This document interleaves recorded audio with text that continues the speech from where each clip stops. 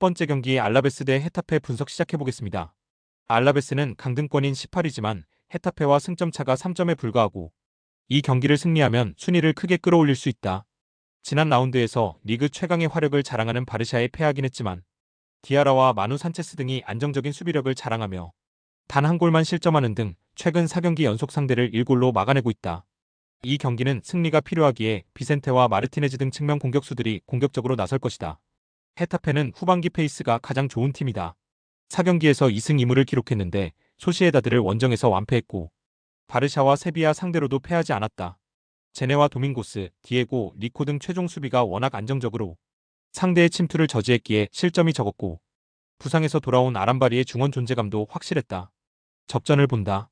알라베스가 홈의 이점을 누리며 경기를 주도할 수도 있지만 헤타페는 어느 팀 상대로도 쉽게 뒷공간 침투를 허용하는 팀이 아니다. 아람바리의 안정적인 수비 라인 보호도 있을 것이다. 알라베스 역시 후안미와 마요라를 앞세워 역습을 노릴 원정팀 상대로 무작정 공격에 기여를 올리긴 어렵기에 두 팀이 승점을 나눠 가지며 경기를 마칠 것이다. 두 번째 경기 발베이크 대 브레다 분석 시작해보겠습니다. 발베이크는 빌런과 알메러시티를 연파하며 강등권 탈출의 시동을 확실하게 걸었다. 특히 지난 라운드 승리가 컸는데 선제골 허용 이후 후반에 경기를 압도하며 사고를 폭발했다.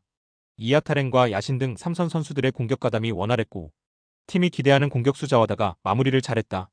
이 경기에서 승리하며 이제는 중위권 도약을 원할 것이다. 브레다는 트벤테전 승리 이후 두 경기에서 승점 1점 추가에 그치며 주춤했다. 그래도 안정적인 잔류를 노리고 나선 이번 시즌에 강등권 커트라인 팀들과 승점 차를 10점이나 벌렸기에 여유로운 현재를 보내고 있다. 7골을 기록한 웨마르센이 최전방과 측면을 오가며 기회를 잘 해결했고 반호이동크가 공중볼 경합을 했다. 발베이크의 승리를 본다. 브레다가 발베이크에 비해 좋은 시즌을 보내는 건 사실이지만 홈팀은 즈볼레전 무승부를 시작으로 확실하게 반등했다. 특히 홈에서 강하기에 최근의 상승세를 이어갈 수 있다. 잘하는 홈과 달리 원정 경기력이 떨어지는 브레다를 만나 야신과 반더루가 중원을 장악할 발베이크가 승리하고 리그 3연승에 성공할 것이다. 세 번째 경기 시타르트 대 아약스 분석 시작해보겠습니다. 시타르트는 좋았던 전반기를 지나 후반기 페이스가 아쉽다. 고어헤드와 즈볼레를 상대한 홈 경기에서 연소 3골 이상을 실점하며 연패했고 네이메언에도 대패했다. 아직 순위가 8이긴 하지만 중위권과 격차가 거의 없기에 한두 번 더 패하면 곤두박질 칠 수 있다. 때문에 이번 홈 경기에는 연패를 탈출하며 승점을 추가하는데 집중해야 한다. 포우소와 반 오텔 등 중앙 미드필더들이 수비적으로 경기를 운영할 것이다. 아약스는 후반기 4연승에 성공하며 리그 선두인 호벤에 승점 1점 차로 따라붙었다.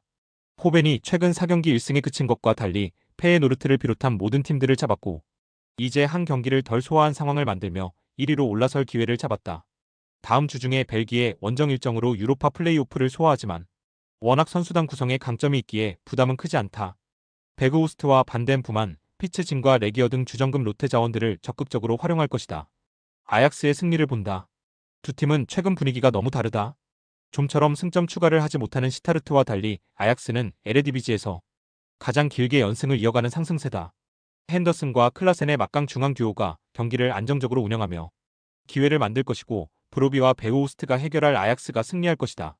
네 번째 경기 칼리아리 칼초 대 파르마 분석 시작해보겠습니다. 칼리아리는 레체전 승리 이후 연패를 당하며 강등권 커트라인으로 추락했다. 토리노 원정에서 완패한 데 이어 라치오 상대로는 피콜리의 시즌 6호 골이 나왔음에도 승점 추가에 실패했다. 시즌 전 전력 보강을 착실하게 하며 중위권 안착을 노렸는데 강등권과의 승점 차가 1점에 불과하다. 때문에 순위 경쟁 중인 파르마 상대로 홈에서 반드시 승리가 필요하다. 초르테아와 앙겔로 등 돌파가 좋은 측면 자원들이 경기 낸 파르마의 수비를 넘으려 할 것이다. 파르마 역시 최근 분위기가 좋지 않다. 연패를 당했고 4경기 기준으로 승점 1점을 따내는 데 그쳤다. 데니스맨이 빠진 레체전에서는 홈의 이점도 살리지 못했는데 미하일라와 칸첼리에리가 맨의 공백을 메우지 못했다. 그로 인해 강등권을 벗어나지 못했고 남은 일정에서 최대한 많은 승점이 필요하다. 원정이기에 무리한 운영보다는 수비 위주로 나서며 주리치와 엔지보니를 앞세운 역습으로 승부를 볼 것이다. 접전을 본다. 파르마는 최전방의 골 결정력 문제를 해결하기 위해 몬차의 스트라이커였던 밀란 주리치를 영입했다. 그러나 팀의 주포인 데니스맨이 부상 여파로 인해 이 경기에 나서기 어렵다. 발렌티와 레오니 등이 수비를 탄탄히 하며 쉽게 기회를 주진 않겠지만 파르마가 원정에서 최선의 결과를 얻진 못할 것이다. 다섯 번째 경기 라치오 대 AC 몬차 분석 시작해보겠습니다. 라치오는 피오렌티나에 패하며 주춤했지만 칼리아리 원정을 승리하며 다시 선두권 추격에 시동을 걸었다.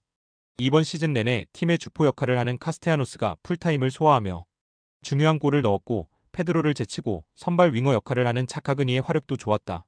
유로파에서는 전체 1위를 차지하며 16강 직행에 성공하는 등 이번 시즌 페이스가 좋다.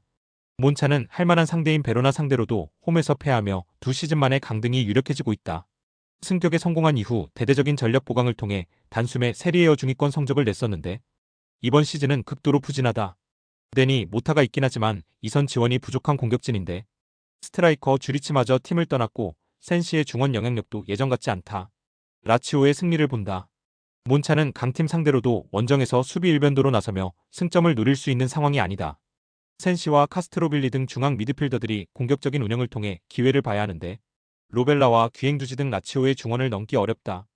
카스테야노스 외에도 이삭센과 디아, 차카그니가 활발한 스위치 플레이를 통해 기회를 노릴 라치오가 승리할 것이다. 여섯 번째 경기 리옹 대 랭스 분석 시작해보겠습니다. 리옹은 지난 라운드 원정 경기에서 마르세유에 패했다. 선발 스트라이커로 돌아온 라카제트를 비롯해 베테랑 미드필더인 톨리소의 골이 나왔는데 경기 막판 상대에게 결승골을 내주고 말았다. 그로 인해 몽펠리에전 승리 이후 나선 4경기에서 1승도 따내지 못하며 선두권과 격차가 벌어졌다. 파리와 마르세유를 제외한 3위권 팀들과 격차가 큰 건 아니지만 최근 리그 부진이 길기에 이번 홈경기를 통해 분위기를 전환해야 한다.